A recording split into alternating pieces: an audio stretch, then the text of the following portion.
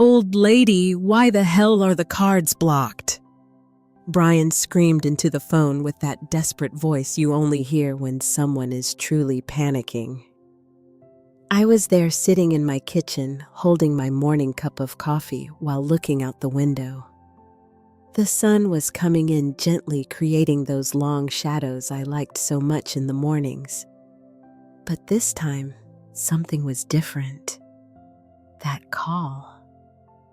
call I had been waiting for so long. Mom, are you listening to me? The cards are not working. I am in a very important meeting. And, oh, a meeting, I interrupted, taking another sip of my coffee. How interesting. Brian, a meeting where exactly? His silence was more revealing than any answer. I could hear background noise voices, tropical music, the unmistakable sound of waves crashing against the sand. It was definitely not the noise of an office. Well, it is an off-site meeting. Look, Mom, I need you to unlock the cards urgently. Paula and I have important expenses. That is Paula with you in that meeting? I asked, finding innocence while slowly stirring my coffee. Yes, of course. Her. She's also working on this project. Liar. My 32-year-old son lying to me as if he were a teenager who came home late, but I already knew the truth. I had known for 3 days exactly where they were and what they were doing with my money. Everything had started on Monday morning. I was in my usual routine, making breakfast, organizing the bills, reviewing bank movements as I do every week. I've always been meticulous with money, a habit I developed after years of managing the household alone. Brian knew it. That is why he never questioned when I checked every penny. But that Monday, something caught my attention. A transaction of $5,000 at the airport. Then another of $3,000 in what seemed to be a jewelry store. Afterward, a hotel charge that made my eyes open wide. 4 Seasons Resort Maui. At first, I thought it was a mistake. My son had told me he would be working all week on an important project in the city. He had even called me on Sunday night to tell me he could not visit me as always because work had him very busy. Mom, this project can change my career. He had told me with that convincing voice he used since he was a child, give me a week to concentrate completely. And I, like the trusting mother I always was, told him not to worry, that I understood perfectly. But there I was, looking at those charges in Hawaii, while my son was supposedly working 20 minutes from my house. Brian, I said, finally interrupting his desperate explanations. Do you know what day it is today? What, Mom? I do not have time for riddles. I just need you to... It is Thursday, I continued. Thursday morning, and according to my records, you have been spending my money in Hawaii since Monday. The silence on the other end of the line was deafening. I could hear Paula whispering something in the background, probably asking him what was happening. Mom, I can explain. Oh, I am sure you can, I said, getting up to pour more coffee. But not now. Now you are in the middle of that very important meeting. Remember, Mom, please just unlock the cards. When I get back, I will explain everything. It is complicated.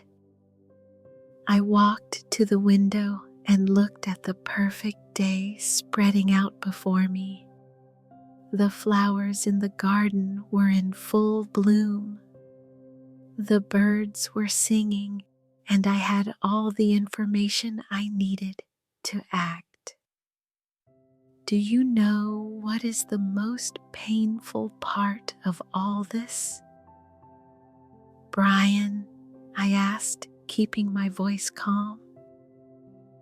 It is not the money. It is not the lies. It is that you really thought your 66-year-old mother was stupid enough not to notice. Mom, I never have a good day at your meeting. Son, I hope the weather in Hawaii is perfect for working. And I hung up. I stood there, holding the phone in silence. For the first time in days, I smiled. It was not a smile of happiness, but a smile of someone who finally holds all the cards. For years, I had been the mother who always said yes. The one who lent money without asking when they would return it. The one who believed every excuse, every promise, every "I will pay you next week, Mom." I had raised Brian to be independent and responsible. But somewhere along the way, something had gone terribly wrong. My phone started ringing again. Of course it was him. "Hello?" I answered with the same calmness as before. "Mom, do not hang up on me. Please just listen to me for 5 minutes. I am listening." "Okay. Yes, we are in Hawaii, but it is not what you think, Paula." Paula was very stressed with work, and I thought a vacation would do us good. "We were going to pay you back all the money when we returned." "With what money?" "Brian." Another uncomfortable pause. "Well, with my next paycheck. The project I am working on. The project that does not exist." I interrupted him. "I already called your office. You took the whole week off without notice. Your boss is furious." I could hear him cursing under his breath. "Mom, just give me a chance to fix this. Unlock the cards for now. And when you return, you will find many surprises waiting for you," I said, looking at the documents I already had prepared on the kitchen table. "But for now, enjoy your honeymoon with my money. It will be the last time." This time, when I hung up, I turned off the phone completely. The silence in my house after hanging up that phone was strange. It was not the comfortable silence I was used to, but something denser, charged with an energy I had not felt in years. It was as if I had finally woken up from a very long dream. I sat back in my favorite kitchen chair and opened my laptop. Yes, at 66 years old, I handled technology better than my own son, something that always annoyed him when he was younger. "Mom, you do not need to learn those things." He would tell me how wrong he was.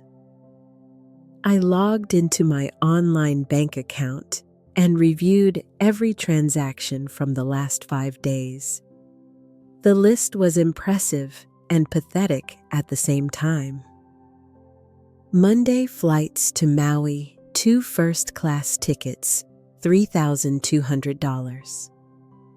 Monday, private transfer from the airport to the hotel, $250. Monday, 4 Seasons Resort. Maui Presidential Suite for 5 nights, $8,500. Tuesday, Mama's Fish House Restaurant, dinner for 2 with premium wines, $420. Tuesday, Maui Pearl Gallery Jewelry Store. A pearl necklace, $1,800. Wednesday, private helicopter tour, $900. Wednesday, couples spa at the hotel, $600. Thursday morning, attempted purchase at a beachwear boutique. Transaction denied. Total spent so far more than $15,000. My money, the savings I had gathered, working as a secretary for 40 years, watching every penny buying clothes on sale, cooking at home instead of going out to restaurants. But what hurt me most was not the money itself. It was the ease with which they had decided to steal it from me. The naturalness with which Brian had lied, as if it were the most normal thing in the world to deceive his mother to finance his romantic getaway. I took a picture of the screen with my phone and saved it in a folder I titled Evidence. Then I printed all the statements. If I was going to do this, I would do it right. My next step was to call Brian's office. I needed to confirm what I already suspected. Good morning. This is Margaret Vance, Brian Vance's mother. Could I speak with him, please? Oh, Mrs. Vance, replied the receptionist with an uncomfortable tone. Brian has not come to work all week. He said he had a family emergency and needed time off. A family emergency? I asked, feigning surprise. Yes, that was what he reported on Monday morning. Is everything okay? Mr. Gordon is quite upset because Brian had important deliveries this week. Everything is perfectly fine. I lied. I just wanted to confirm something. Thank you. Family emergency. That was me, apparently. The emergency was that he needed my money to go on vacation with his wife. After hanging up, I sat in my kitchen processing the magnitude of the betrayal. It was not just the lie. It was the elaboration of the entire plan. Brian had thought of every detail. The excuse of the important work, the call on Sunday, to seem convincing. He'd even used my medical emergency last month as justification in his office. I remembered that conversation we had 3 weeks ago. I had to go to the hospital for some dizziness. Nothing serious, but Brian had shown himself very worried. He even stayed to sleep at my house to take care of me. Mom, you have to take care of yourself more, he had told me while cooking in this very kitchen. I cannot imagine my life without you. What a convincing actor my son turned out to be. I opened my contact book and looked for the number of Arthur Hayes, my trusted lawyer. Arthur had handled all my legal matters since I was widowed 10 years ago.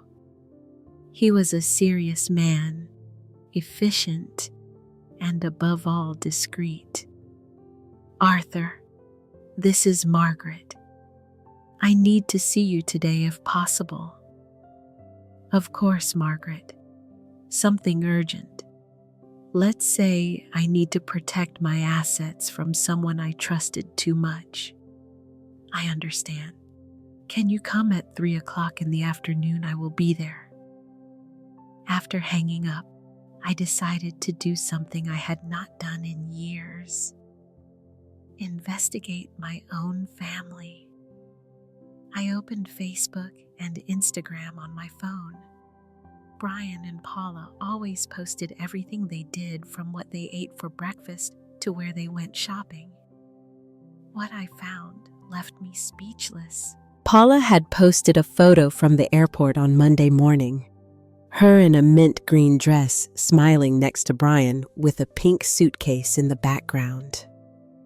The caption read, Surprise, my love, is taking me to fulfill my dream of seeing Hawaii. Surprise vacation. True love, Maui. The photo had 63 likes and 22 comments from friends asking how they could afford such a trip, considering both always complained about economic problems. Paula had replied to one of the comments, "When you have a husband who truly loves you, he always finds a way to make your dreams come true." I kept scrolling. Photo on the plane, photo at the hotel, photo on the beach, photo eating lobster, photo with the pearl necklace they had bought with my money. But the one that impacted me most was one Paula had posted yesterday evening. She and Brian toasting with champagne on what looked like the terrace of their suite with the ocean in the background. The caption read, "Thank you, life, for giving me a husband who always finds a way to surprise me. Sometimes dreams come true when you least expect it." The comments were worse. "How lucky you are, friend. My husband has not even taken me to the movies this year. Brian is the best son-in-law in the world. Your mother-in-law must be very proud of him. It shows he really values you. How romantic everything is. My mother-in-law must be very proud of him, if they knew the truth." I took screenshots of every post and added them to my evidence folder. Then I did something I never thought I would do. I checked the privacy settings of their accounts to ensure they could not delete anything before I finished gathering proof. At 12:30, my phone rang again. It was Brian again. "Mom, please, we have to talk. I am listening. Look, I know you are upset and you have the right to be, but this is not what it looks like. Paula has been very depressed lately, and I thought a vacation." "Depressed?" I interrupted him. "That is why she needed a $1,800 pearl necklace for the depression." "How do you know about Mom?" "Have you been checking my movements, Brian? They are my movements. It is my money, my account, my card that you gave to your wife without my permission. I thought you would not mind. You have always helped me when I needed it. Helping you is one thing. You stealing from me to go on a honeymoon is something very different. It is not theft. It is a loan. I am going to pay you back every penny." "With what money, Brian? You just lost your job." "What? What are you talking about?" "I called your office. Your boss is furious. Apparently, lying about family emergencies to go on vacation is not a policy they appreciate much in your company." The silence on the other end was long and heavy. "Mom, what did you do?" "I did not do anything." "Son, you did all this yourself, but I need that job. We have debts. The apartment, you should have thought about that before spending $15,000 in 5 days. 15,000. It cannot be that much." "Oh, but it is. And you keep counting because every day you stay there, every meal you order, every activity you do comes out of my pocket." "Mom, please understand. We just wanted—" "What I understand is that my 32-year-old son decided it was easier to steal from his mother than to work to pay for his own vacation." I hung up again, but this time I did not turn off the phone. I wanted him to keep calling. Every desperate call was more evidence of his panic. I looked at the clock. It was 12:45. I had enough time for lunch before my appointment with Arthur. I made a simple sandwich and sat down to eat while mentally organizing everything I was going to tell the lawyer. For the first time in days, I felt completely in control of the situation. Arthur's office had always seemed to me a place where problems had solutions. The walls full of law books, the solid wood desk. Everything breathed seriousness and trust. That afternoon, sitting in front of him with my folder of evidence, I felt like a woman with a plan. Margaret, in 30 years of practicing, I have never seen such complete documentation of a family case, said Arthur, reviewing the screenshots and bank statements. You have gathered enough evidence for several legal processes. I just want to protect what I have left, I replied, and ensure this does not happen again. I understand perfectly. We are going to prepare several documents. First, an immediate revocation of any access Brian has to your accounts. Second, a legal document stating that any money taken without authorization constitutes misappropriation. And third, Arthur paused, looking at me with that expression he put on when he had a particularly astute idea. Third, what? A completely new will with very specific conditions about inheritances and bequests. I left Arthur's office at 5 p.m. with a sense of power I had not experienced in years. The documents would be ready the next day, and I had already set in motion the plan to protect not only my current money, but also my future. When I got home, I found 7 missed calls from Brian and 3 text messages, each more desperate. Mom, please answer. We need to talk urgently. Paula is crying. This is becoming a hell. I decided not to respond yet. Instead, I prepared a quiet dinner and sat down to check social media again. What I found this time was even more revealing. Paula had posted a new photo, but the tone had changed completely. It was an image of her alone on the beach in a white dress that looked expensive, looking toward the horizon. The caption read, "Sometimes the perfect vacations have their unexpected complications, but everything happens for a reason." The comments had started to arrive. Is everything okay? Friend trouble in paradise? Where is Brian in this photo? But the comment that caught my attention most was from someone named Becky Girl.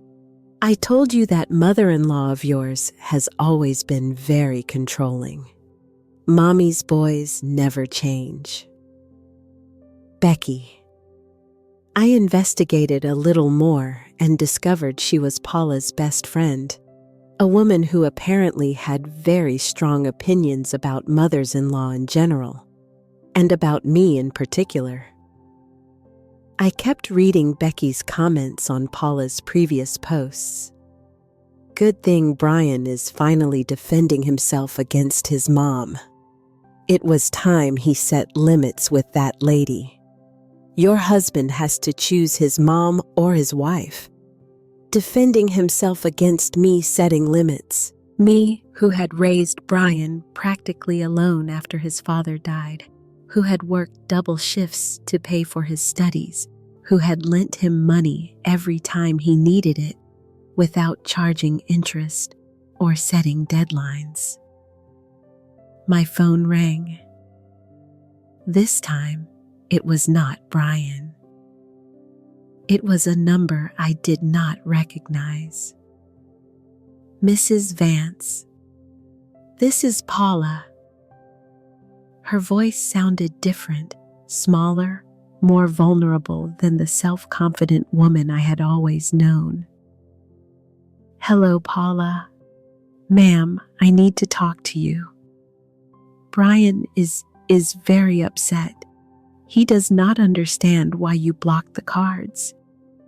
Do you understand?" There was a long pause. I told him maybe he should have talked to you first, but he assured me you would not have a problem with us using the money for this trip. He assured you, yes. He told me you always supported him in everything, that you had never denied him anything when he needed it. Interesting. So Brian had lied to her too, to a certain extent.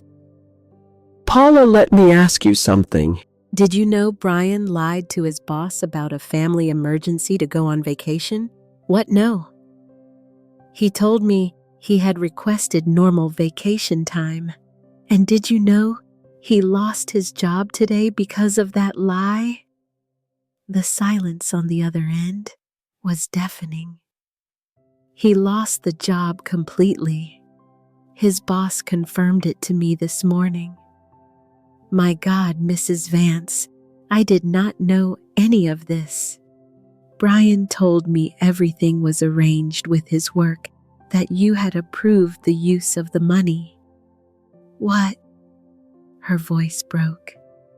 That it was like a family vacation paid for by you because you love me very much and wanted us to be happy. There it was, the complete lie. Brian had not only stolen from me, but he had manipulated his own wife into being an accomplice without knowing it. Paula, how much did you really know about the money you have been spending? I thought it was money he had saved or that you had given him. He manages all our finances. I only see the cards he gives me and trust that everything is fine. Have you seen the amount you have spent? Not exactly. He tells me not to worry, to enjoy. But how much have we spent, ma'am? More than $15,000 in 4 days. The gasp I heard on the other end of the phone sounded genuine. 15,000? Ma'am, that is more than what we earned together in 3 months. How is it possible that Brian asked your husband, Paula, Mrs. Vance, I did not know? I swear by what is most sacred that I did not know it was so much money, nor that it was your money, nor that Brian had lied at work. I thought you were lucky to be able to afford a vacation like that. Yes, she whispered. I thought we had finally gotten out of our economic problems. I realized Paula was being sincere. She was a victim of Brian's lies as much as I was, just in a different way. Paula, where is Brian now? He's on the beach walking. He has been like that all afternoon, very nervous making calls. He says he is going to fix everything, but he does not explain how. Do you want some advice? Yes, please, prepare to come home immediately.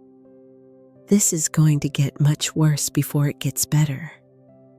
What do you mean?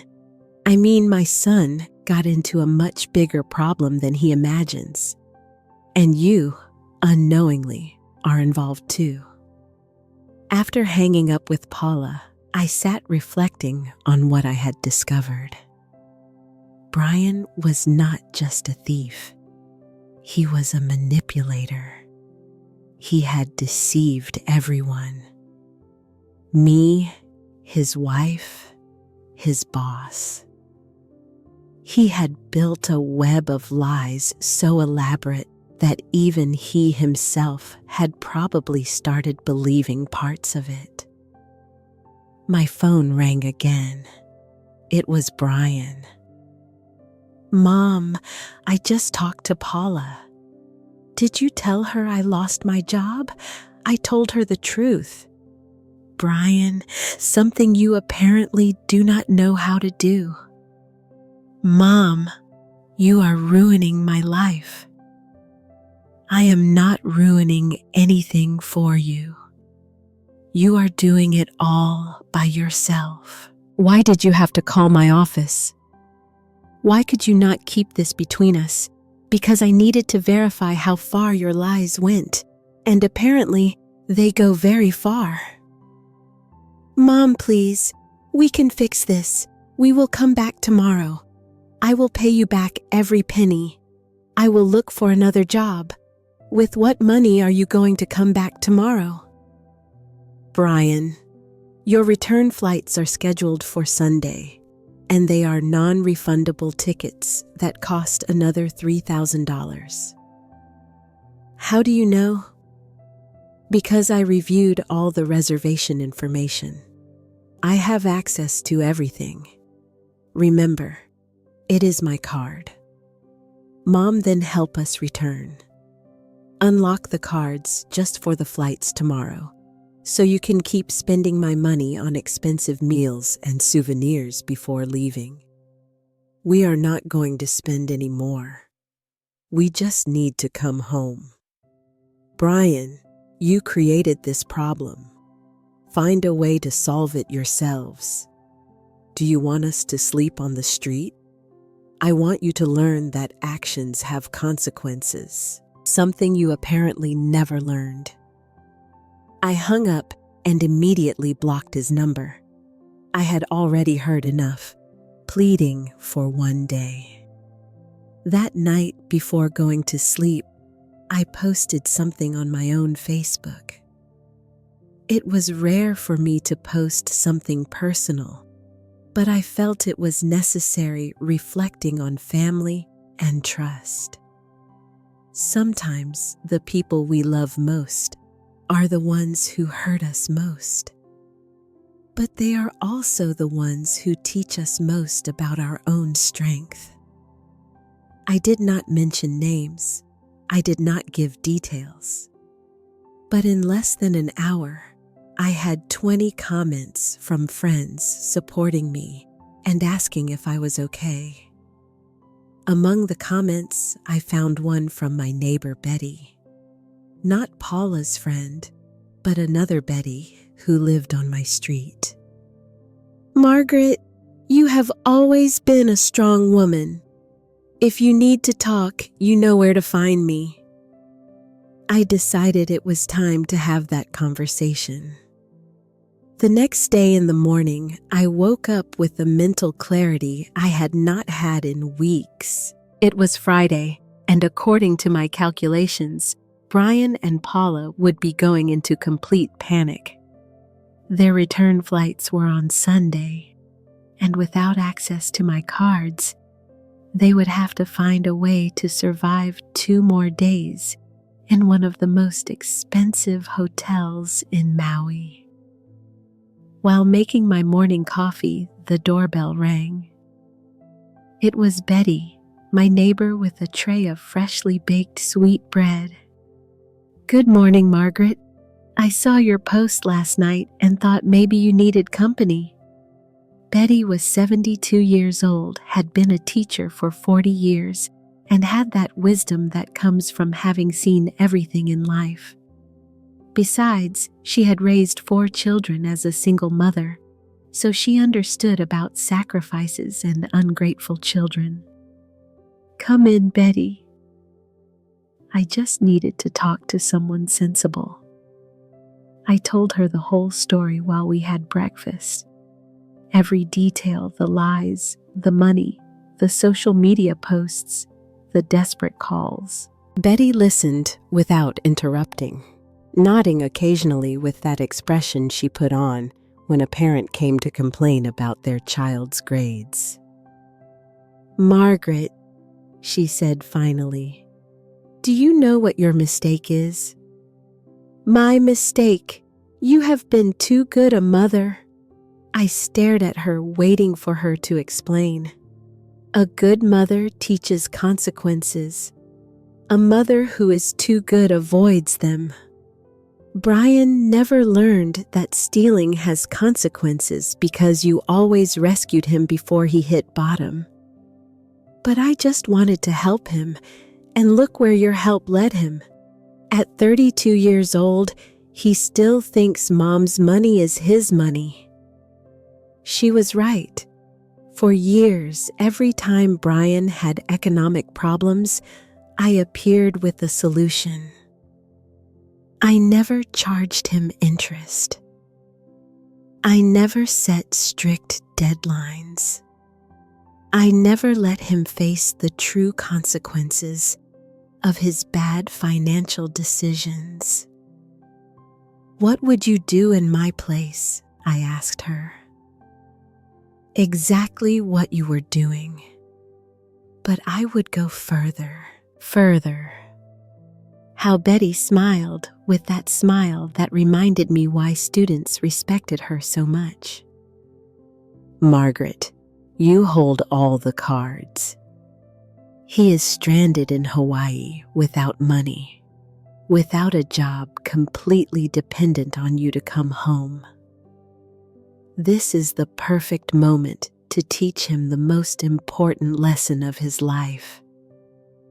What do you suggest? That you make him work to return. Literally."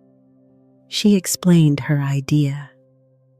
Instead of simply punishing him, I could turn this into a real learning opportunity.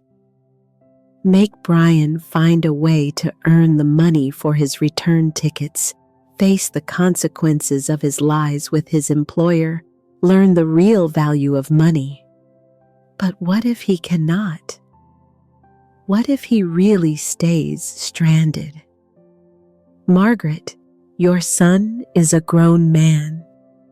If he can plan a luxury vacation in Hawaii, he can find a way to come home." After Betty left, I stayed thinking about her words. She was right. For years, I had been teaching Brian that there would always be a safety net, that Mom would always rescue him.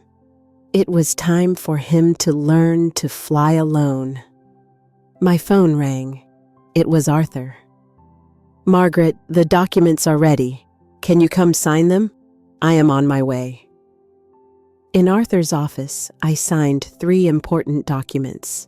The first officially revoked any access of Brian's to my bank accounts. The second established that any money taken without express written authorization constituted a loan with 15% annual interest. The third was my new will. "This last document is particularly interesting," explained Arthur. "It establishes that any heir who commits misappropriation of your assets while you are alive will automatically lose their right to inheritance." "Is that legal?" "Completely. It is called a disinheritance clause for just cause, and you have more than enough documentation to justify it." I left the office with a copy of each document in my purse. It was time for the next phase of my plan. I got home and found more evidence waiting for me on social media.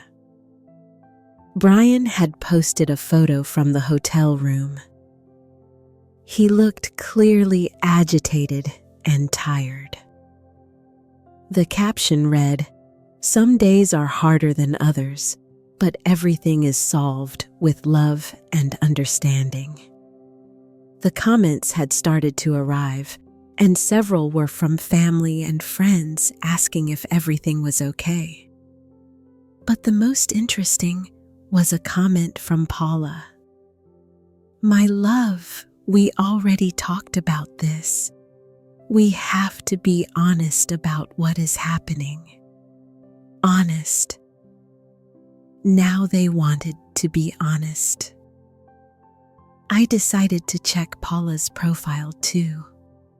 What I found surprised me. She had posted a new photo this time from what looked like the hotel lobby. She was dressed in casual clothes, not the luxury outfits of previous days. The caption was revealing, learning that appearances are not everything.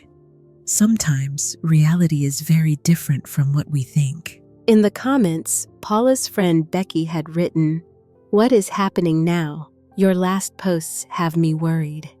And Paula had replied, "I am learning many things about my husband that I did not know, and about myself too." Interesting. It seemed Brian's lies were starting to affect their marriage too. My phone rang. It was an international number I recognized as from the hotel in Hawaii. "Mrs. Vance, this is the manager of the Four Seasons Resort Maui. I have a guest here, Brian Vance, who says you can guarantee payment of his bill. How much do they owe so far? The total for the stay, including additional charges, amounts to $18,400. $18,400. They had kept spending even after I blocked the cards. Probably charging things to the room. Could you specify the additional charges? Of course, spa services, meals at hotel restaurants, mini-bar laundry service, and a special dinner in the suite last night that cost $1,200. A dinner of $1,200. While they were begging me on the phone to unlock the cards, they had been dining on lobster and champagne in their room. Sir, I am not going to guarantee any payment if Mr. Vance cannot pay his bill. That is a problem between you and him. I understand, ma'am. Could I speak with him a moment? Of course, Mom. Brian's voice sounded completely desperate. Please do not do this to me. The hotel says they are going to call the police if we do not pay. Brian, did you eat a $1,200 meal last night? Silence, Mom. I can explain. While you were calling me asking for help to come home, were you ordering Dom Perignon champagne from room service? It was our wedding anniversary. Your wedding anniversary is in October. Brian, it is May.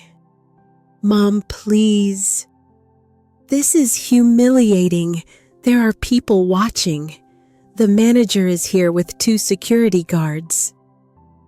Do you know what is humiliating, Brian? That my 32-year-old son steals from me to impress his wife with money that is not his. Mom, I promise you that. I do not want more promises. I want solutions. How are you going to pay that bill? I do not have a way. Our credit cards are maxed out. We have no cash. Then find a way. Sell something. Pawn something. Get a loan. Look for a job at the hotel. But do not call me again, asking me to pay for your lies. Mom, you cannot leave me stranded. I am not leaving you stranded. I am teaching you to fly. I hung up and immediately called Arthur. Arthur, I need you to draft a formal letter. I want it to be in writing that Brian took money without authorization, that he has 30 days to develop a payment plan, and that if he does not do it, I will proceed legally. Are you sure you want to go that far? I have never been more sure of anything in my life. That night, while I ate a simple salad in my quiet kitchen, I reflected on what I had learned in the last 48 hours, not just about Brian, but about myself. For years, I had confused love with permissiveness, protection with overprotection. My phone received a text message from a number I did not recognize. Mrs. Vance, this is Paula. I am writing from a hotel employee's phone because Brian broke my phone in a fit of rage. I need you to know that I knew nothing about what was really happening. Brian confessed everything to me tonight about the job, about the money, about the lies. I am devastated. I do not know if my marriage is going to survive this. I just wanted you to know I am very sorry. I replied, Paula, you are also a victim of Brian's lies. But now that you know the truth, you have to decide what you are going to do with that information. Her answer arrived 5 minutes later. I already decided as soon as we return home, I am going to stay with my sister. I need time to think if I want to stay married to someone who is capable of lying so easily. For the first time in days, I felt sorry for someone who was not myself. Saturday morning, my house was plunged into a peace I had not experienced in years. While preparing my breakfast, I realized that for the first time in a long time, I was not waiting for a call from Brian, asking for money favors or solutions to problems he himself had created. That tranquility broke when my phone rang. It was a number I did not recognize, but with an international code from Hawaii. Mrs. Margaret Vance, this is Officer Patricia Gonzalez from the Maui Police Department. I have your son, Brian Vance, detained here for attempted credit card fraud. My first instinct was to panic, but I forced myself to stay calm. Can you explain what happened exactly? Your son tried to use a credit card that had been reported as stolen. When we confronted the establishment, it turned out the card belongs to his wife, but she had reported the theft because she says her husband took it from her by force. I understand. What are the charges? Attempted fraud, disorderly conduct, and possibly domestic violence, depending on whether the wife decides to file formal charges. Where is his wife now? In a temporary shelter managed by the hotel for guests in difficult situations. She is cooperating with the investigation. Officer, what do you need from me? Your son says you can pay his bail and the hotel expenses. Is this correct? No, it is not correct. I am not going to pay anything. Are you sure, ma'am? Your son is quite upset. I am completely sure. My son is an adult responsible for his own decisions. I understand. In that case, he will remain detained until his hearing, which will be Monday morning. After hanging up, I sat in my kitchen processing what I had just heard. Brian had not only stolen my money, but he had apparently escalated to trying to use his own wife's credit card without permission. And from what it sounded like, he had used violence to take it from her. My phone rang again.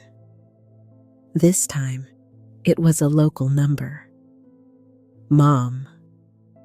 It was Paula's voice, but it sounded different. Scared, small. Paula, are you okay? No, I am not okay. Brian went crazy last night when I told him I could no longer continue with this, that I wanted to go home. He took my credit card and pushed me against the wall. My God, are you hurt?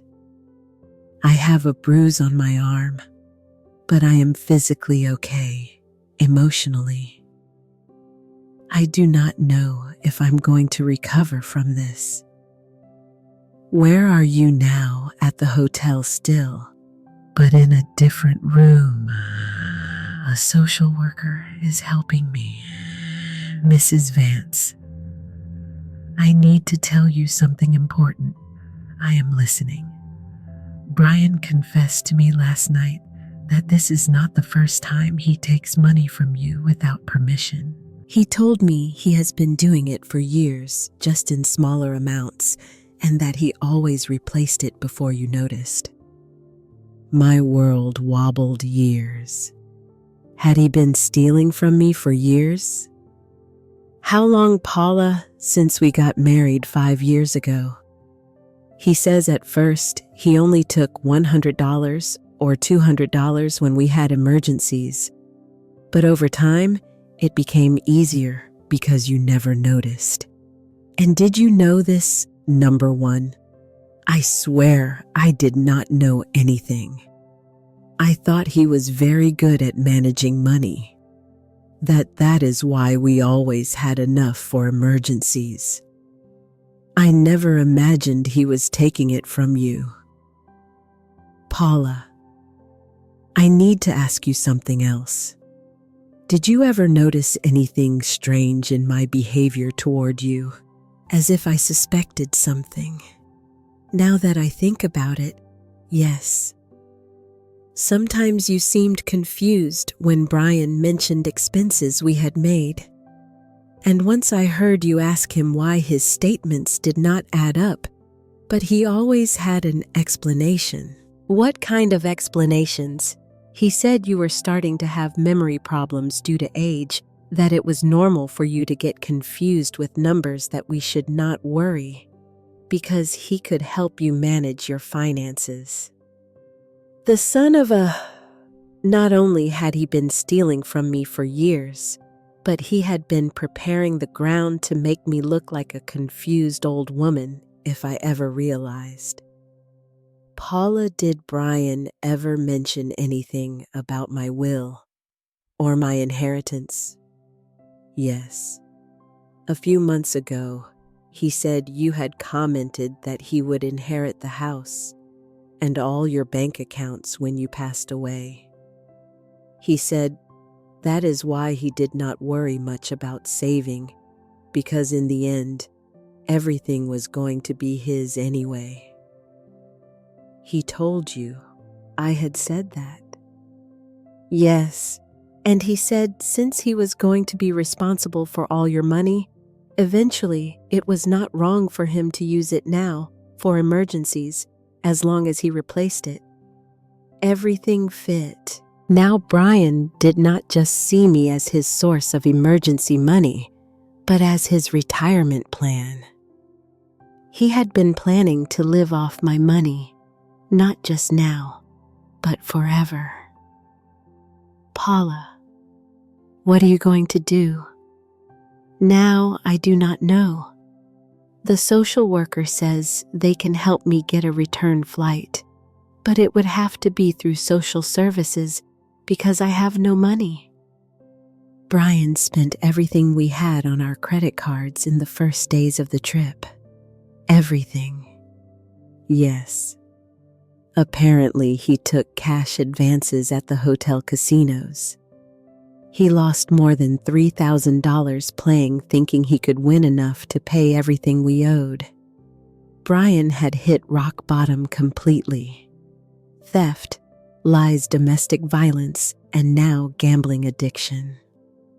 Paula, I am going to help you come home, but I am not going to help him. What do you mean I am going to buy your return ticket, but Brian stays where he is until he solves his own problems? Mrs. Vance, I cannot accept that. Yes, you can. You are a victim of Brian's lies as much as I am. The difference is you did not know the truth. Now that you know it, you have to decide what to do with your life. I already decided. When I return, I am going to divorce him. Are you sure? Completely. A man who is capable of stealing from his own mother for years, lying to his wife, losing his job for being irresponsible, and then assaulting me when I confront him. That is not the man I married. Or maybe he was, and I was blind. After hanging up with Paula, I immediately called a travel agency and bought a return ticket for her on the Sunday night flight. I also called Arthur to inform him about the new developments. Margaret, this changes everything, he told me. With this history of domestic violence and years of misappropriation, we have a very solid case if you decide to proceed legally. What do you recommend that you document everything Paula told you? That you put her in contact with me so she can give testimony if necessary, and that you prepare for the possibility that Brian attempts all kinds of emotional manipulation when he returns. If he returns, he will return. Margaret, he has no money, no job, and probably nowhere else to go. The question is, are you going to be ready to receive him? That night, while dining alone in my kitchen, I reflected on the last 5 days. It was incredible how my life had changed completely. A week ago, I was a mother worried about her son's excessive work. Now, I was a woman who had discovered that same son had been systematically stealing from her for years.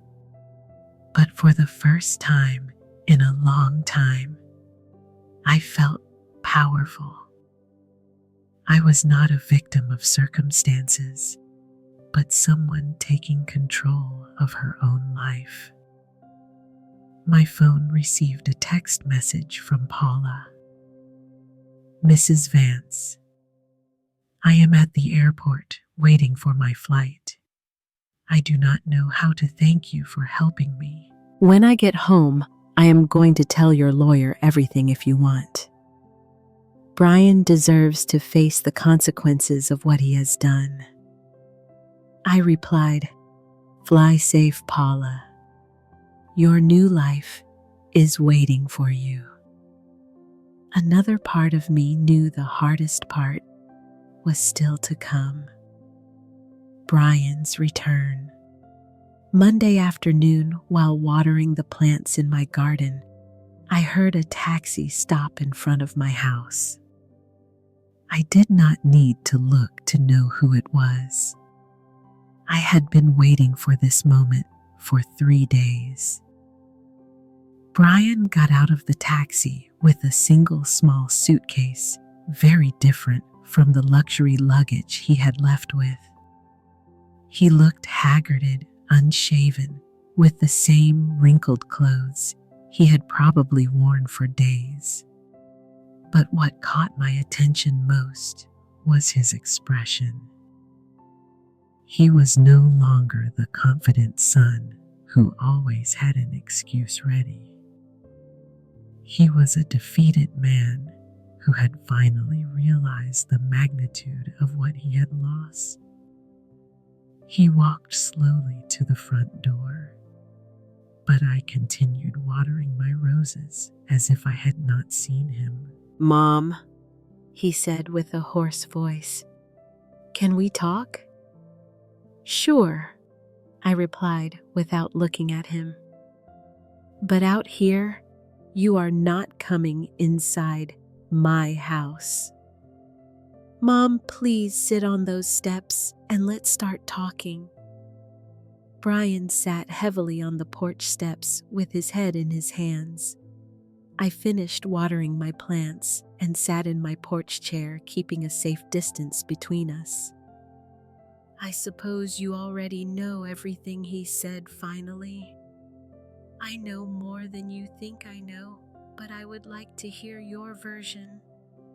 What for? Your mind is already made up.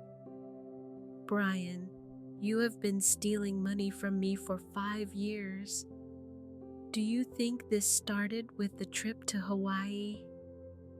His head snapped up. He looked at me with those eyes that had been so effective at manipulating me for decades. But this time, they did not work. Paula told me everything. The small loans you took without permission. The cash advances you replaced before I noticed. The lies about my memory to justify discrepancies in my accounts. Mom, I never wanted to hurt you. You didn't want to hurt me. Brian, you were systematically stealing from me while telling me you loved me. You made me feel like I was losing my memory when I questioned my statements. And now I discover you plan to live off my inheritance as if it were your personal pension plan. I did not. I never said that. No, of course you didn't tell me. You told your wife, well, your ex-wife, because she already filed divorce papers. Brian turned pale. Paula asked for a divorce this morning, apparently discovering that her husband is a thief, a liar, and an abuser was enough for her to make that decision. I am not an abuser. It was just a fight. I was desperate. Brian, you put your hands on your wife to steal her credit card. That is called robbery with violence, and then you tried to use that card, forging her signature.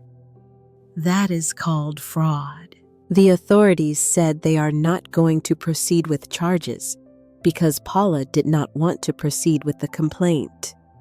But that does not mean it didn't happen. Brian stood up and started pacing the porch. Mom, I know I made mistakes. I know everything got out of control, but I am your son. You cannot just abandon me. Abandon you, Brian. For 32 years, I have given you everything I could. I paid for your college working double shifts. I lent you money every time you needed it. I helped you with the down payment on your apartment.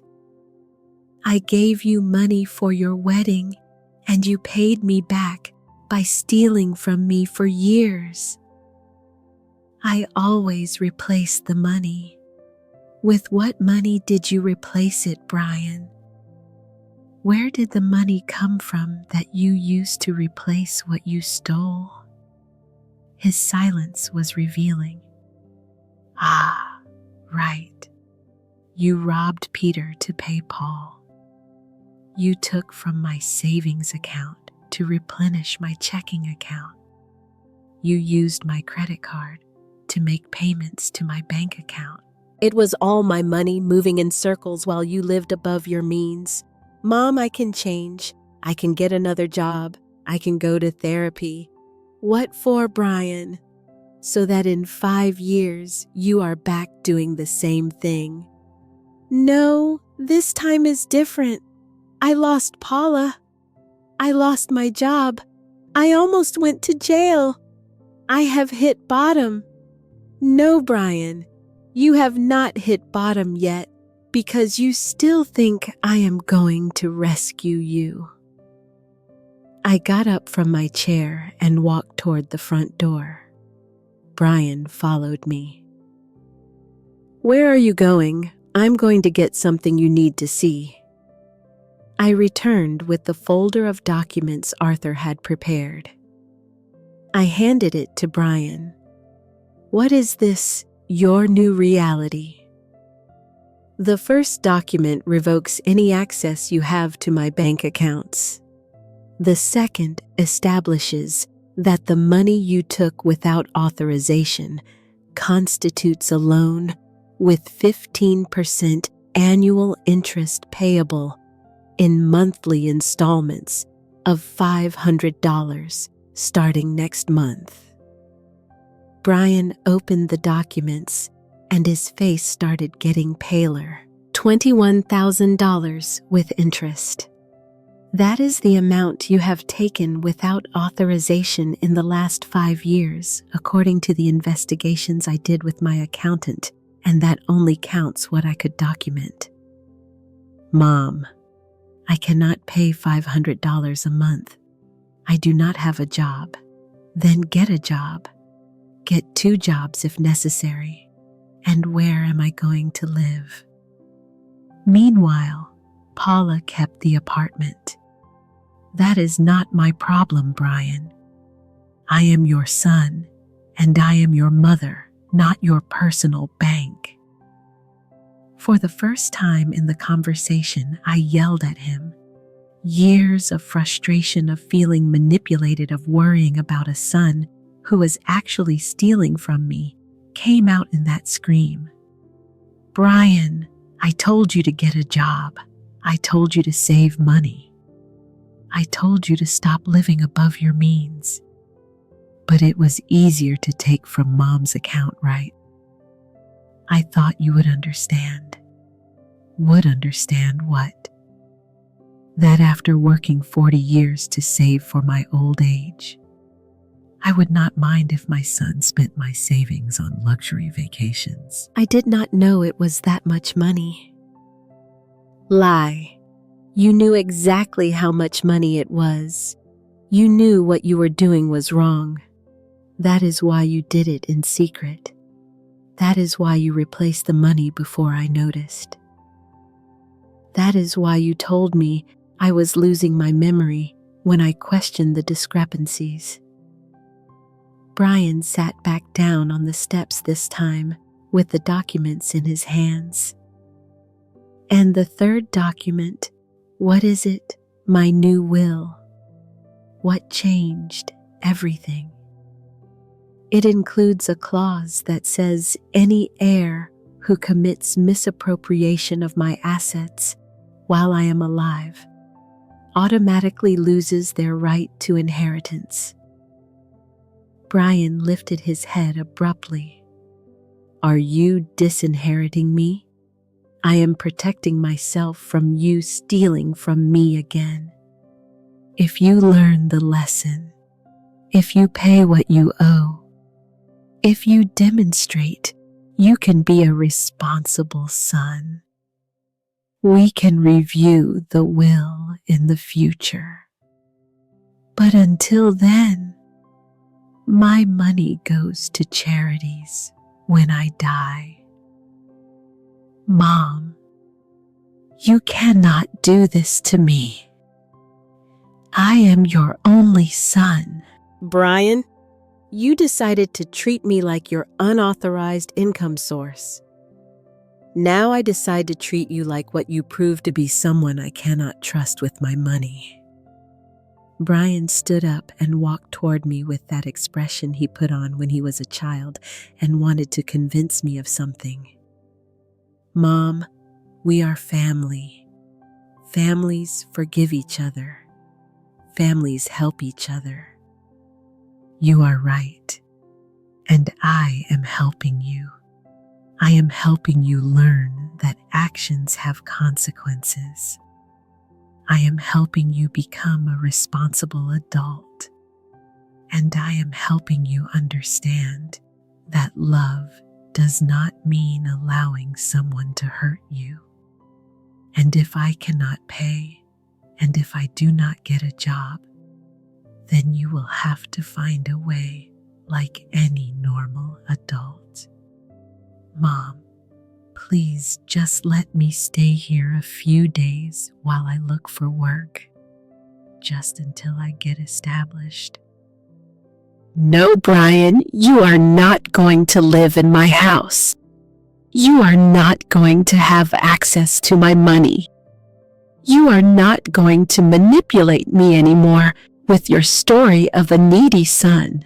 Then what am I supposed to do? what all responsible adults do when they hit bottom. Start from below and build your life with your own work. Brian looked at me for a long moment, and I could see the exact moment he realized this time it was not going to work. That tears, please promises of change. None of that was going to make me change my mind. Are you really going to leave me on the street? I am leaving you free, so you learn to fly alone as I should have done years ago. Brian stood on my porch for several minutes after our conversation, as if waiting for me to change my mind. But I remained firm, seated in my chair, looking at him with the same determination I had developed during these revealing days. Okay, he said, finally picking up his suitcase. But when I leave here, do not expect me to return. Brian, my door will be open when you are a different man. When you can look me in the eyes and tell me you understand what you did wrong and that you have truly changed. Until then, you have my phone number and the documents you need to start paying your debt. I watched him walk away down the street, carrying his suitcase, probably heading to the bus stop. For the first time in years, I did not feel the urge to run after him to offer a solution. Instead, I felt something I had not experienced in a long time. Peace. That night, Paula called me from her sister's house. Mrs. Vance, did Brian return yet? Yes, he came this afternoon. I gave him the legal documents and explained the new rules. How did he react? Like a child discovering his tantrums no longer work. He tried all his usual manipulation techniques, but this time I did not fall for any. I am glad you stayed firm. Ma'am, there is something else I need to tell you. Tell me. While I was at the hotel shelter, I met a social worker who helped me a lot. She suggested I contact other people who might have been victims of financial abuse by Brian. Apparently, this type of behavior rarely is limited to a single person. What do you mean? Well, I started remembering strange things, like the times Brian came home with extra money and said his boss had given him a bonus, or when suddenly we could afford things I knew were not in our budget. But he always had an explanation. Do you think he stole money from other people too? I am not sure, but the social worker gave me the number of an organization that helps victims of financial abuse. She suggested you contact them too, because they can probably help you with legal and emotional resources. I wrote down the number Paula gave me and thanked her for the information. After hanging up, I stayed thinking about the possibility that Brian had been stealing not only from me, but also from other people. The idea made me sick to my stomach. The next day in the morning, I called the number Paula had given me. A very kind woman named Gloria attended me and explained the services they offered.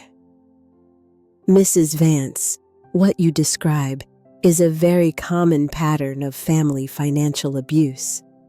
Unfortunately, the most frequent victims are older parents who have been manipulated by adult children for years.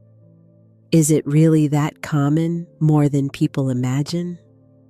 Often, as in your case, victims do not realize they are being financially abused because the abuser is very skilled at creating justifications and making the victim feel guilty for doubting.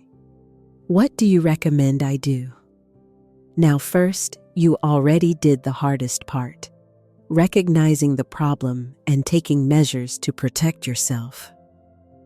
Second, I recommend you document everything you can remember about unauthorized loans, suspicious transactions, and any pressure you felt to give money. Third, I would consider reporting the case to the authorities. Reporting it after all this time, ma'am. Financial abuse is a crime. It does not matter if the perpetrator is your son. If you have sufficient evidence, you can proceed legally to recover your money and prevent him from doing the same with other people. That conversation opened my eyes to a reality I had not fully considered. I was not just a mother disappointed by an irresponsible son. I was a victim of a systematic crime that had lasted years. That afternoon, my neighbor Betty came to visit me with more sweet bread and much curiosity about how the confrontation with Brian had gone. He left, I told her while serving coffee, and he is not coming back until he learns to be a responsible adult. How do you feel? Strangely good. For years, I felt exhausted after every interaction with Brian, as if he had sucked all my energy. This time, I feel powerful. It is because you finally set clear limits. Children need limits regardless of the age they have. Betty, did you ever suspect something was not right with Brian? Honestly, yes. It always seemed strange to me that a 30-year-old man needed financial help from his mother so frequently, and the way he talked about your money as if it were part of his natural resources. You never told me anything, Margaret. When someone is in an abusive relationship, family, or romantic, you cannot convince the victim from the outside. The victim has to reach their own conclusions. All friends can do is be there when the person is ready to see reality. Abusive relationship. Is it really that serious? Abuse is not always physical. Margaret, Brian was manipulating you emotionally to access your money, making you feel guilty when you questioned his requests, and making you doubt your own perception of reality. That is psychological and financial abuse. That night, I called Arthur to tell him about my conversation with the Financial Abuse Victims Organization. Margaret, they are right. What Brian did constitutes several crimes: misappropriation, financial abuse of an elder, and possibly fraud. You have enough evidence to proceed criminally if you decide to do so. What would that imply? It would mean filing a formal complaint with the police. Brian could face criminal charges, not just civil. He could go to jail. Do you want me to send my own son to jail? I want you to understand all your options. And I also want you to consider this. If Brian is capable of systematically stealing from his own mother for years, what do you think he would do with a victim who was not family? That question kept me awake all night. What if Brian was stealing from his job too? What if there were other victims? Was it my responsibility to protect those potential people by reporting what I knew? Wednesday morning, I made a decision that would change everything forever. I called the local police station and asked about the process to report family financial abuse. Mrs. Vance, you can come whenever you like to file the complaint. Bring all the documentation you have: bank statements, contracts, communications, any evidence of financial abuse? What happens after I file the complaint? A formal investigation is opened. If we find sufficient evidence, criminal charges are filed. In cases of financial abuse of elders, the district attorney takes these cases very seriously. Before taking the final decision, I decided to make one more call. I dialed the number of Brian's former employer. "This is Margaret Vance, Brian Vance's mother. Could I speak with Mr. Gordon?" "Of course, ma'am." "One moment. Mrs. Vance, I am very sorry for what happened with Brian. I never expected he would be capable of lying so blatantly about a family emergency." "Mr. Gordon, I need to ask you something important. Did you ever notice discrepancies in the handling of company money when Brian worked there?" There was a long pause. "Ma'am, is there something specific that makes you wonder that I just discovered Brian has been stealing money from me systematically for years? I wondered if he could have done the same at his job." "Mrs. Vance, I cannot give specific details due to company policies, but I can tell you we are doing a complete audit of all the accounts Brian managed during his time here. Did you find something?" "We are still investigating, but yes, there are some irregularities that concern us." That was the confirmation I needed. Brian was not just a problematic son stealing from his mother. He was a serial delinquent who had likely victimized multiple people. I hung up the phone and grabbed my purse. It was time to go to the police station.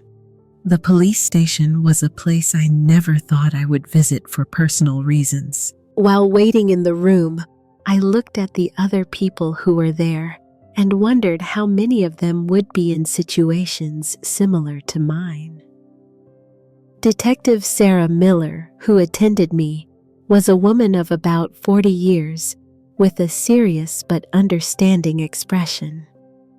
"Mrs. Advance, I have reviewed the documentation you brought, and I can tell you that you have a very solid case. The bank records, the social media screenshots, the testimony of your former daughter-in-law. Everything points to a systematic pattern of financial abuse. Detective, do you really think this merits criminal charges, ma'am? In the last 5 years, your son stole more than $21,000 from you. That is a serious crime. Furthermore, the fact that he used psychological manipulation to make you doubt your own memory constitutes aggravated emotional abuse. What is going to happen now? We are going to issue an arrest warrant.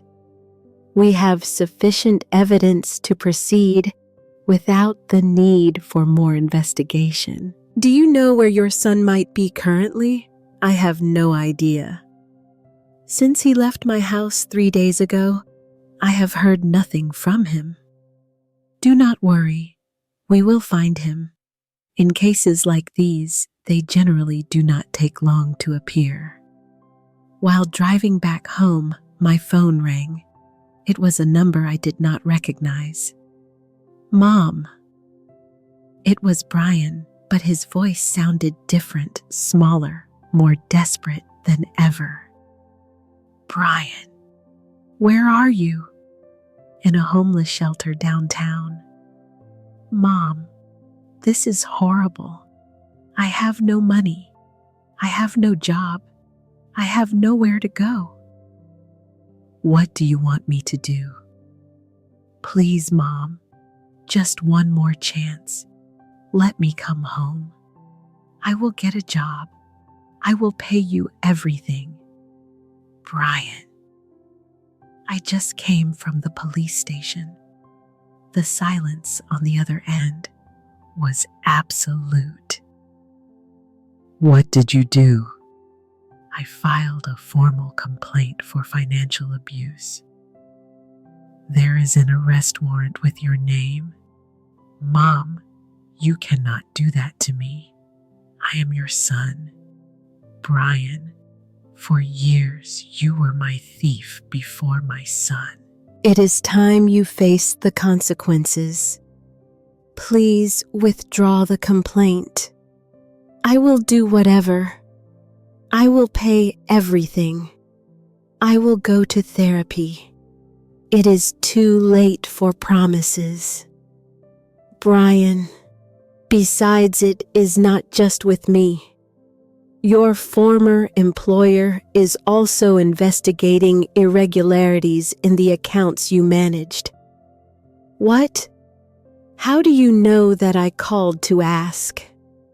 Apparently, stealing had become your way of life, not just a problem with me. Mom, if they arrest me, my life is over.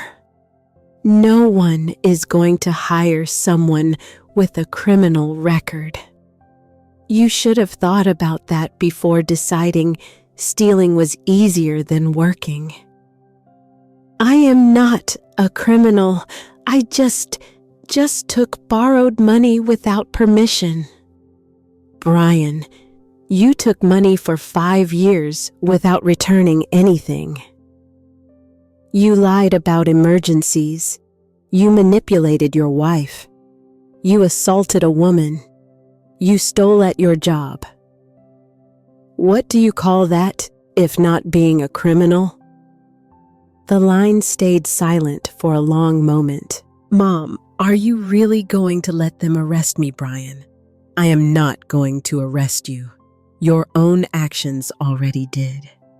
I hung up and immediately blocked the number he had called from. That night, while dining alone in my kitchen, I reflected on what I had done. For the first time in years, I did not feel guilty for not rescuing Brian. Instead, I felt as if I had finally taken control of my own life. My phone rang. It was Paula. Mrs. Vance. I just spoke with Detective Miller. She asked me to testify about what Brian confessed to me in Hawaii. Are you going to do it? Yes, I think it is the right thing. Besides, she told me something I did not know. Apparently, Brian also stole money from his job. Yes, they confirmed it to me today. Ma'am, do you feel bad for having filed the complaint? What do you think? I think you did what any sensible person would do after being victimized for years. And I think you are probably saving Brian's life. How so? Because if he does not learn now that his actions have serious consequences, eventually he would do something even worse, and the consequences would be much greater. Paula was right. By protecting Brian from consequences for so many years, I had actually been preparing him for an even bigger failure. Friday morning, Detective Miller called me. Mrs. Vance, we arrested Brian last night. He is in custody awaiting his bail hearing. How did he react? Well, first, he tried to deny everything. Then he tried to minimize it, saying it was just a family problem. Finally, when we presented the evidence from his job too, he broke completely. What does that mean? He confessed everything, not just what he did to you, but also the misappropriation at his previous employment. Apparently, he had been taking money from client accounts for more than a year. My God, ma'am, your son was on a very dangerous path. If you had not taken action when you did, we probably would have ended up investigating him for much more serious crimes. What happens now? His lawyer is negotiating a guilty plea. He will probably receive a prison sentence of between 6 months and 2 years, depending on his cooperation and if he agrees to participate in rehabilitation programs. After hanging up, I sat in my kitchen to process what I had heard. My son was going to go to jail for months, possibly years, and it had been my complaint that had started this whole process. For the first time since this whole situation began, I cried not for Brian, but for the mother I had been for so many years. The woman who had confused love with permissiveness, who had believed protecting her son from consequences was the same as helping him. That afternoon, my neighbor Betty came to visit me. Without saying a word, she hugged me when I opened the door. "I heard the news," she said simply. How are you? I do not know. Sad, relieved, guilty, proud, all at the same time. That is normal. You did something extraordinarily difficult, but completely necessary. Do you think I did the right thing, Margaret? For years, you watched your son self-destruct and take you with him. Finally, you had the courage to say enough. That does not make you a bad mother. It makes you a brave woman. And if jail makes him worse instead of better, that risk always existed. But what you knew for sure is that continuing to allow his behavior was definitely not going to improve him. That night, alone in my house, I looked around my quiet and orderly home. For the first time in years, there was no drama, no emergency calls, no pleas for money, just peace. I opened my laptop and checked my bank accounts. Everything was in order. My money was safe. My savings for old age were intact. My future was protected. Then I did something I had not done in years. I planned something for myself. I opened a travel website and started looking at cruises for seniors. If Brian could spend $15,000 of my money in 5 days in Hawaii, I could perfectly well spend $5,000 of my own money on a real vacation. I found a 2-week cruise through the Mediterranean leaving in 3 months. It had cultural activities, lectures, excursions to historical sites. It was exactly the type of trip I had always wanted to do, but had never been able to afford because I was always lending money to Brian for his emergencies. Without hesitating, I made the reservation. For the first time in decades, I was investing in my own happiness instead of financing someone else's irresponsibility. My new life had officially begun. 6 months after that Friday that changed my life forever, I found myself sitting on the deck of a cruise ship in the Mediterranean, watching the sunrise over the coast of Santorini. In my hands, I had a cup of Greek coffee, and on my face, a smile I had not felt in years. The trip had been everything I had dreamed of and more.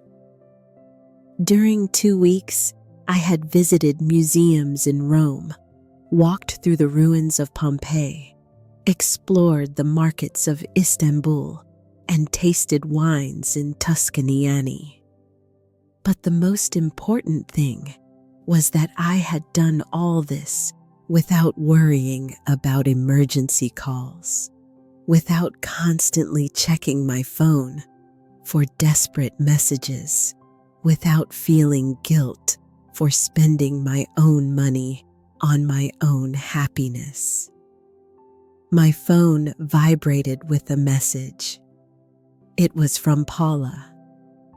"Mrs. Advance, I hope you are enjoying your vacation. I just wanted to tell you I signed the divorce papers yesterday. Officially, I am free. I also wanted to thank you again for helping me see the truth. My new life is being better than I ever imagined." I replied, "I am very happy for you, Paula. Enjoy your freedom. You deserve it." During these months, Paula and I had developed an unexpected friendship. She had testified at Brian's trial, had started therapy to process the emotional abuse she had suffered, and had gotten a better job at a marketing company. Without the debts Brian constantly accumulated, she had discovered she could live very well on her own salary. My phone vibrated again. This time, it was my neighbor Betty. "Margaret, a letter arrived for you. It looks official from the penitentiary center. Do you want me to open it?" "No, keep it. I will read it when I return," I replied. I knew it was probably a letter from Brian. During the last 6 months, he had written to me 3 times from prison. The first 2 letters I had thrown away without reading. The third I had read, but it had been more of the same. Promises of change, pleas for forgiveness, attempts to make me feel guilty for abandoning him in his most difficult moment. Brian's final sentence had been 18 months in prison, followed by 2 years of probation, and the obligation to pay restitution to both me and his former employer. He also had to complete a rehabilitation program for gamblers and therapy for impulse control disorders. His former employer had discovered he had stolen more than $30,000 from client accounts during the last year he worked there.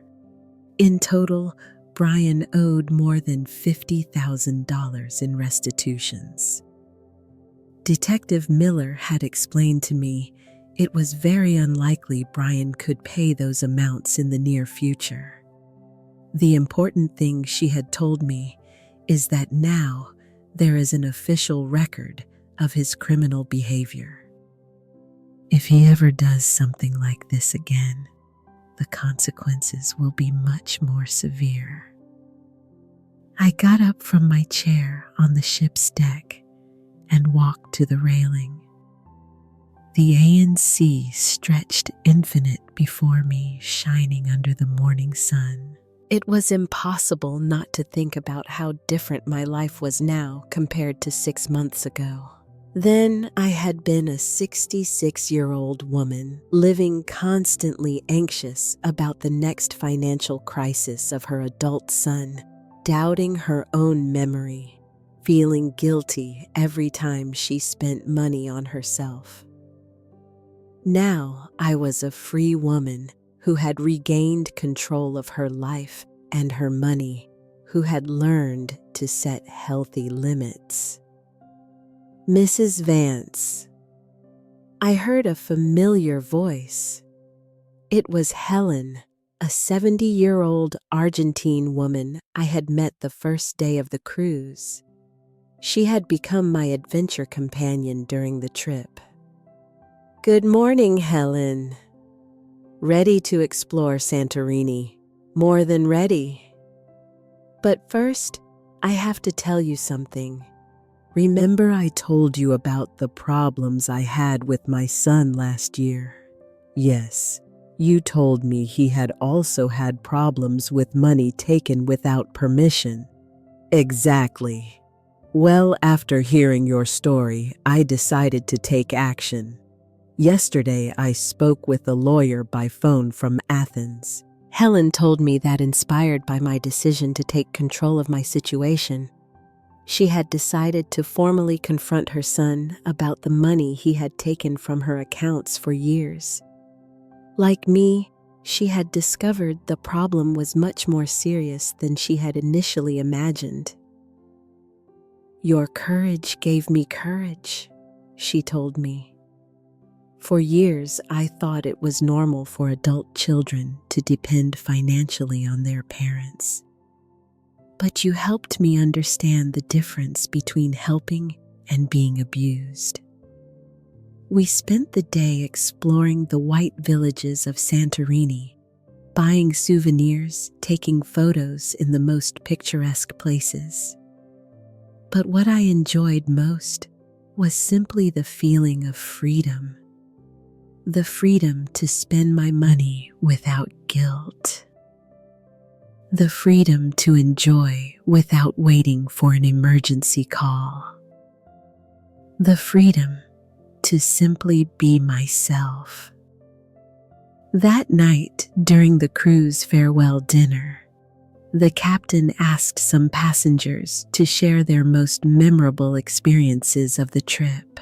When it was my turn to speak, I said something that surprised myself. This trip not only took me to beautiful places around the world, but it took me back to myself. I learned it is never too late to take control of your own life, regardless of the age you are. The applause that followed filled me with a warmth I had not felt in years. 2 days later, I was back in my house in our city. But something had fundamentally changed. My home felt different, quieter, more mine. I had rearranged some furniture while I was away. Betty had supervised the workers, and now my living room had a reading corner with a new chair and a perfect lamp for reading in the afternoons. I found Brian's letter on my kitchen table where Betty had left it. This time, I decided to read it. "Mom, I know you probably do not want to hear from me, but I need to write you this letter. I have been in therapy here in prison, and my therapist is helping me understand what I really did. Not only did I steal money from you, I stole your peace of mind, your trust, your tranquility. I made you doubt yourself when you were right all the time. I have been so focused on my own desperation that I never thought about what my actions were doing to you. I am not asking you to forgive me because I understand that is going to take time if it ever happens. I just want you to know I am finally starting to understand the damage I caused. When I get out of here, I am not going to approach you until I can show you with facts, not words, that I am a different person. I love you, Mom. And part of that love means respecting the space you need from me, Brian." I folded the letter and put it in a drawer. I did not throw it away this time, but I did not feel the urge to respond immediately either. It was Brian's first letter that really sounded as if it came from a place of genuine understanding instead of manipulation. Maybe with time, therapy, and a lot of personal work, Brian could become the man I had always hoped he would be. But that was his responsibility now, not mine. That night, I prepared a simple dinner in my quiet kitchen. I put on soft music, lit a candle, and poured myself a glass of the wine I had brought from Tuscany. While I ate, I made a list of all the things I wanted to do in the coming months.